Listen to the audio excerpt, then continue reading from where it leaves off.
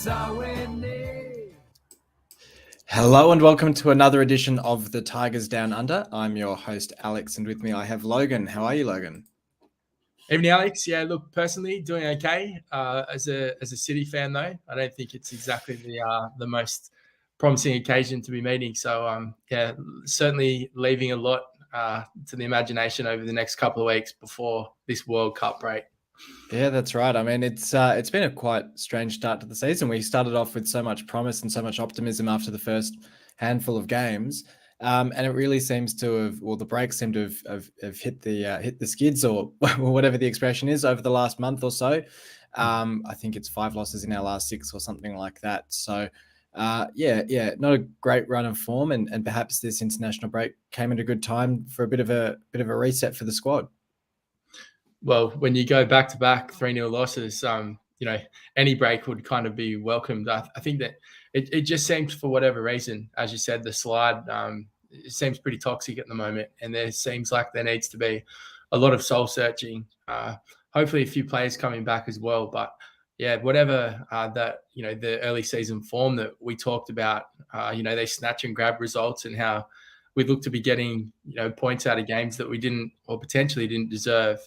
Whatever luck we started with, it certainly seems to have dissipated, and it's quite concerning viewing at the moment.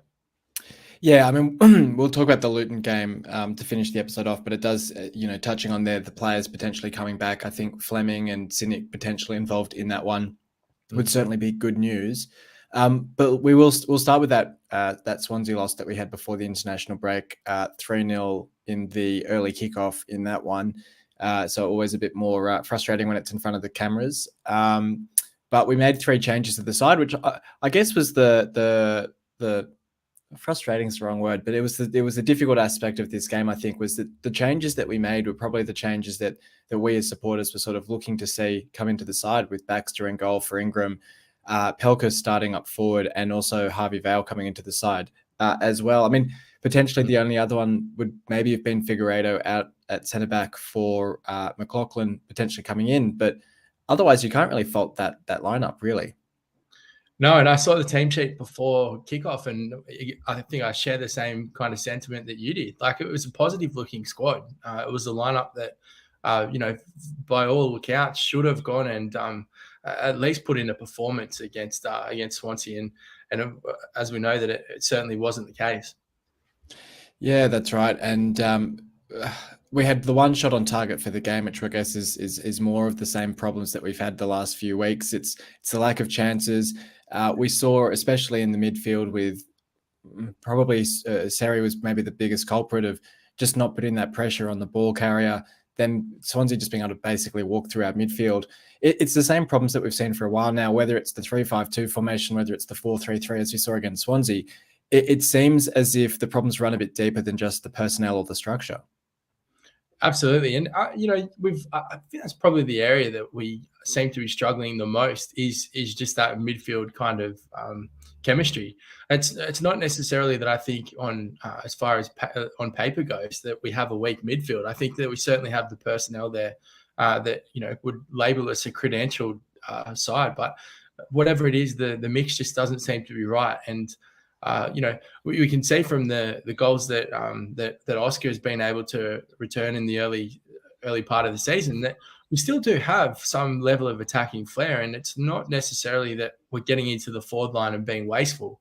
And equally, it's kind of hard to isolate too many defenders. I know Figueiredo's probably been the culprit of a couple of poor games in the last kind of run, but I mean, it kind of makes sense when you see teams like ours getting blown off the park at the moment, that of course your defenders are going to make the odd howler when they're under that much pressure.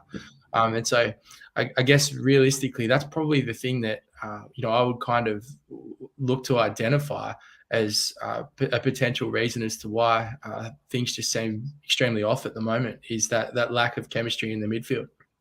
Yeah, that's right. I mean, you sort of look at that midfield throughout. I raised this as a point with Dan the other week. Do you think that there's an element of Syrian Tufan almost automatically getting picked each week, and we almost have to just try and make do with the midfield that we have? Because I feel as if there's some element of the manager potentially being a bit hesitant in not necessarily in dropping them, but changing things in some way in that midfield trio.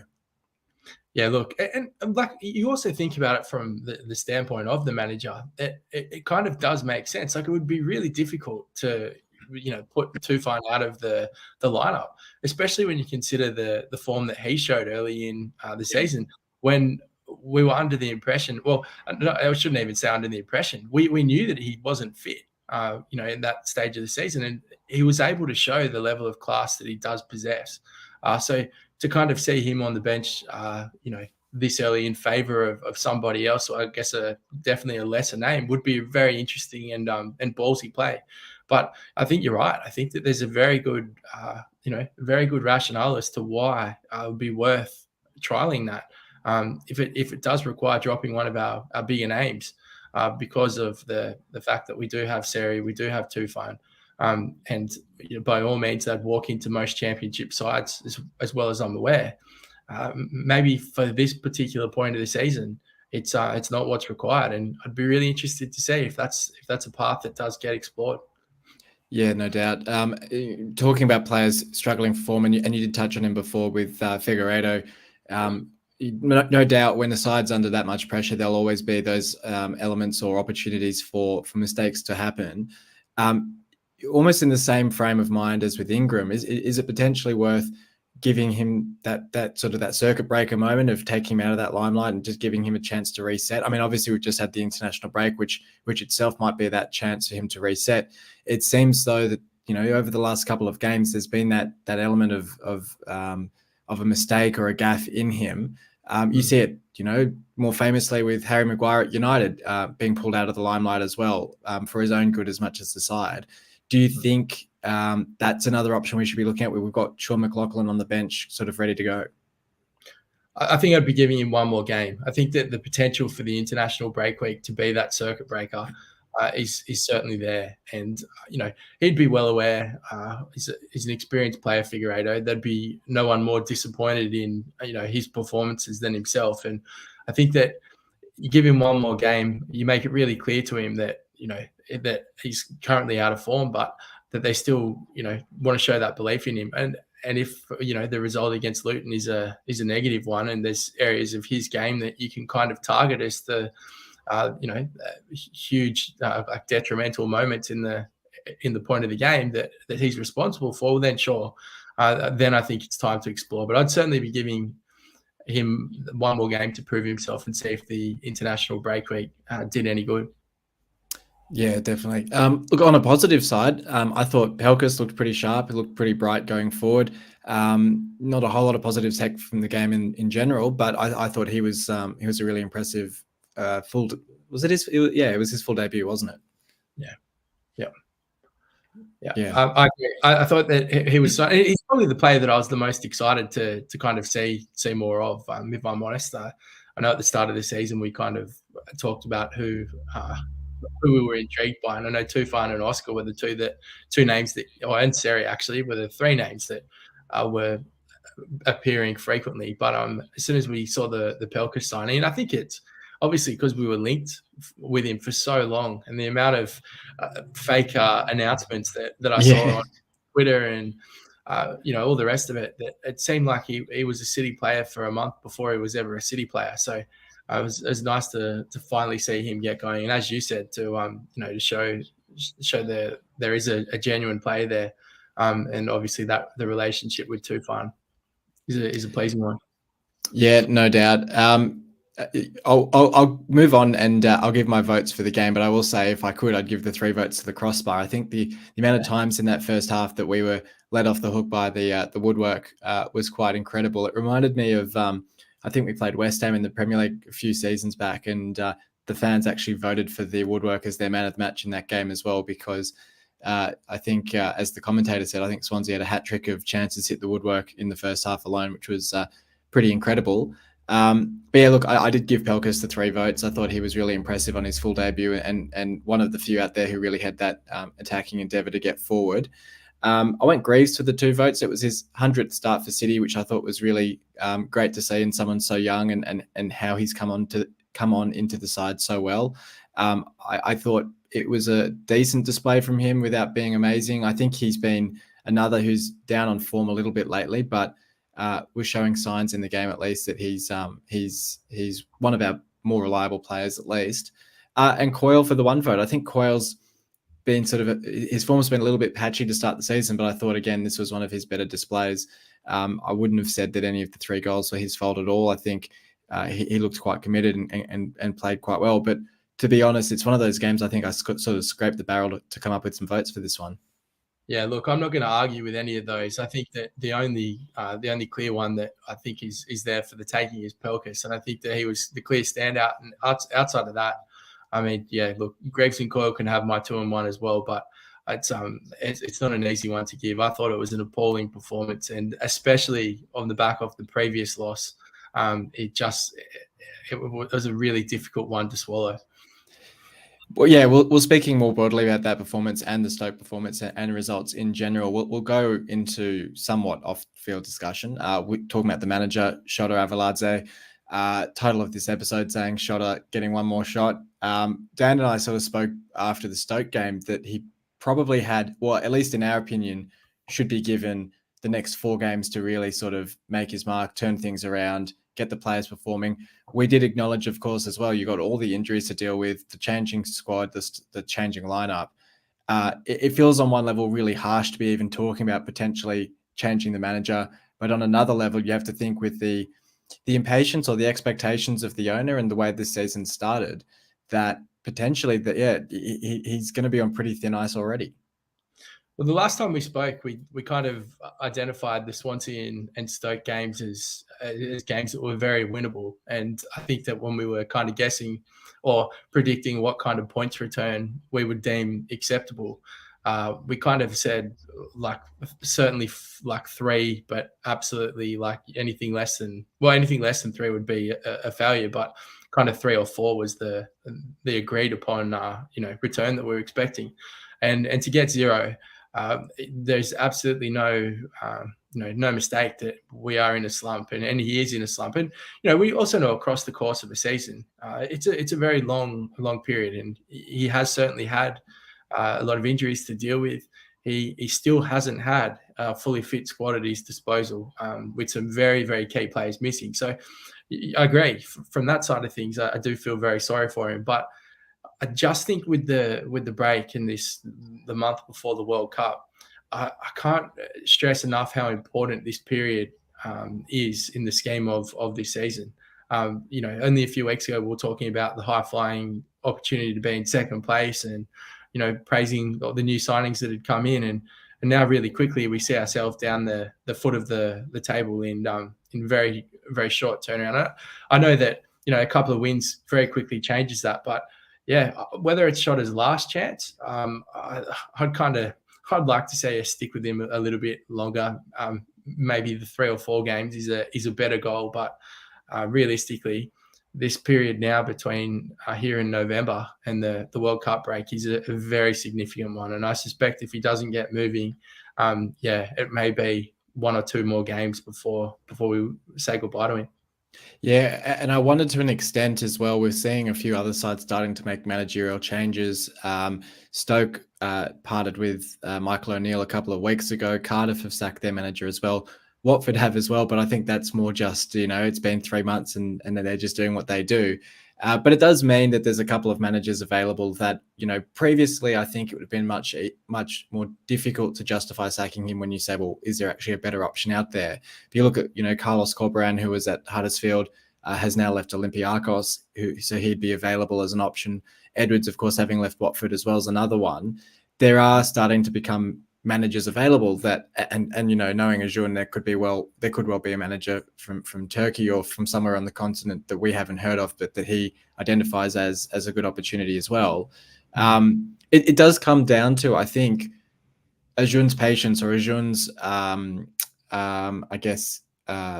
perception of where he wants to be this season. Does he want to be challenging for promotion this season and anything less is a failure? Or is he happier to be patient and just get a stabilized squad, stabilized manager, start to get the structure right? So I think a lot will come down to how he perceives this season. Yeah, I agree, and that was something that wasn't really talked about too much in the preseason as far as the club's ambition. I know that a lot of people, we always kind of target playoffs as the place that would like to be, but we're probably a little bit more realistic with mid-table kind of thing. And like 1 or 2 wins very quickly in the same breath changes the shape of the table drastically for City. So I think it would be really harsh to kind of already call full time on Shota just because of how close the ladder still is. But I agree with what you're saying in the tension that if you let it slip too much, and all of those behind closed doors ambition kind of targets at the start of the season are already starting to look out of reach, well then they've got different objectives that they'll be marking themselves by. And yeah, it'll be really fascinating to test the June's resolve and see how much faith he really does have in Shota. Yep, no doubt. Well, we'll preview that Luton game in 1 second, but we will give you a chance at redemption at the Who Am I game. You weren't able to get the it was Matty Fryatt last time, wasn't it? That we I was going to say it can't be any worse than last time. That's right. So if you're good to go, we'll start with the first clue. Yep, let's do it. Okay, so I made 83 appearances for City and scored 27 goals. Okay. 83 appearances, 27 goals. This could be a Grzycki type number. I can't remember how many performances he got, but 27 goals is significant. Look, I would probably guess. I would guess Grzycki, but I feel like that is not it. It's not Grzycki, but that's not a bad guess at all in terms of position and all that. So that's a bit of a hint. I joined City on loan in 2020 and departed in 2022. Oh, okay. Departed on loan. I feel like this is this is really recent too. I can give you the club he signed from, or the club. I can give you the club he signed from if that will help. But I won't give you the club he left for. That will. Yeah, give us the club that he signed from. So we signed him on loan from Barnsley. Oh, okay. This is 27 goals. Oh, damn. I feel like this. I'm blaming the COVID era for my. I was going to say, yeah, because it was the COVID relegation season. If that helps, in 2020. This is going to be another one of those ones where I just bang my head against the wall. And he left when?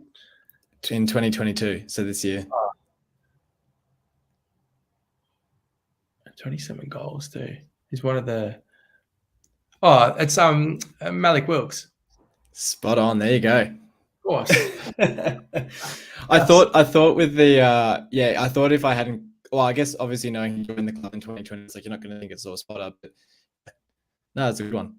Well, when we were talking at the start of the season whether we should keep Malik Wilks, obviously he's been an incredibly forgetful name. Take that long to pick him up, but yes. Absolutely. I suppose Magennis is the other one who could have almost fit into that, but I don't think he scored quite that many goals. But it would have been, maybe just a couple less. But look, there you go. It was a good one.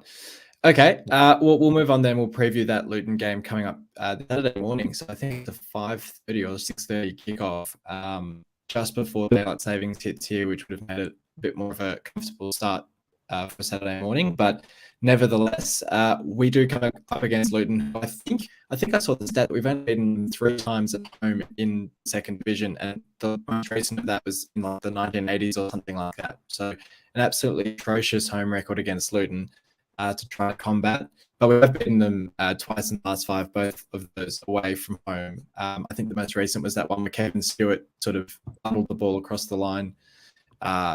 Might have even been in that COVID season, in the first half of that COVID season. I'm not too sure.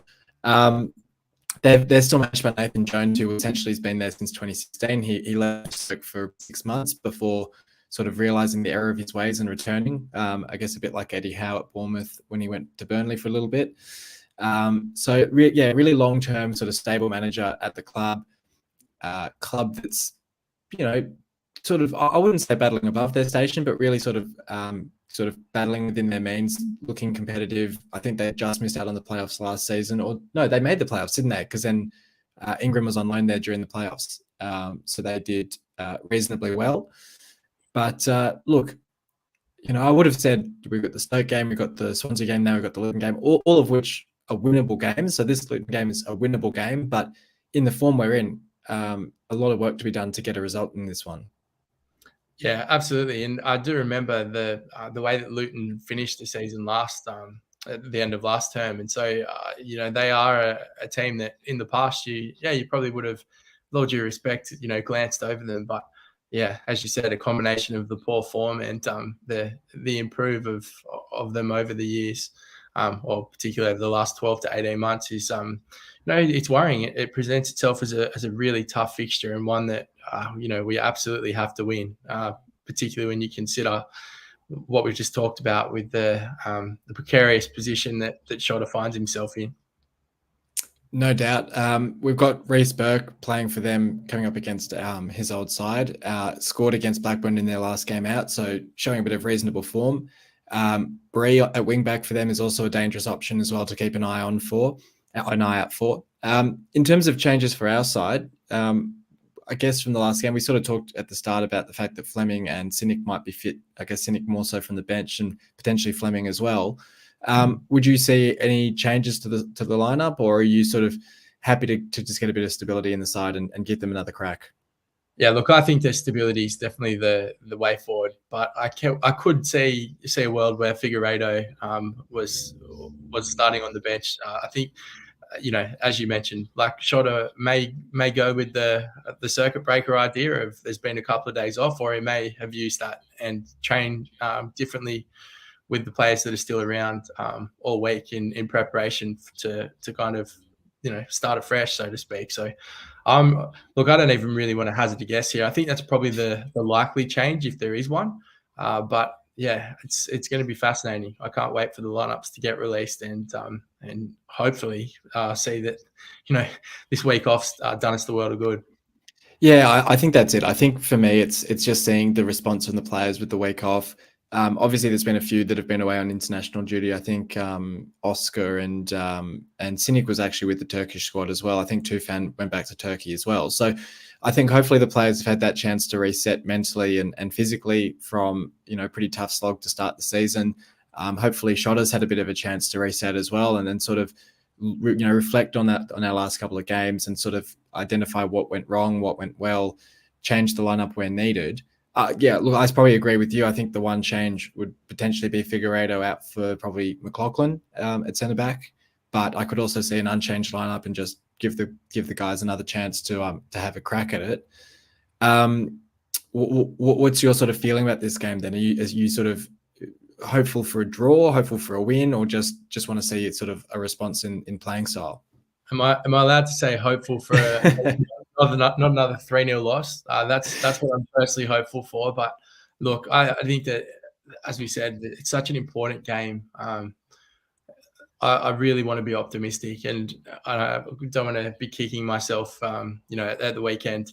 But I can't really see how they're going to be able to put in such a swift turnaround. I think that this is a game that we'll probably perform better in, but I think it would be really ambitious to kind of bank on 3 points. I think it'll probably be a 2-1 loss, maybe a 1-1 draw.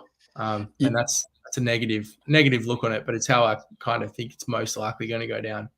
Yeah, I was actually thinking 2-1 in my head as well as a loss. I think, although in saying that, it feels like in the games this season that we've had the lowest expectations for, we've actually come out and jagged a good result, like against Burnley and Norwich. So look, who knows? Maybe we've had the week off, we've had the chance to rest and refresh, and we can come out and sort of surprise Luton with a win. Luton only 2 wins in their last 5 as well, so they haven't been, in red hot form themselves. So look, it's every chance of a result for us, but I think, as you say, even just an improved performance, anything other than a 3-0 loss would be very well welcomed in this one. Yeah, I don't know. Were there any final thoughts on this game? I would like to be proved wrong. That's my final thought. I really just think that the magnitude of this game, even though it's only we're still the 11th game, I think. Yeah, that's right. We're still so early in, but it is incredibly crucial, and I'm hoping that regardless of the performance, regardless of the result, I think that we need a strong performance. I think that's probably the first thing that needs to happen, because we haven't really had that for, banking on sort of three and a bit weeks, and that's a long time in a championship season to not kind of show any signs of life. Yeah, that's right. I think an improved performance is the main thing to hope for in this one. And we'll certainly see how we go. We've got another game next Thursday morning, so we'll be back this time next week to preview that one as well as the weekend's game. But until then, thanks for joining me for this one, Logan.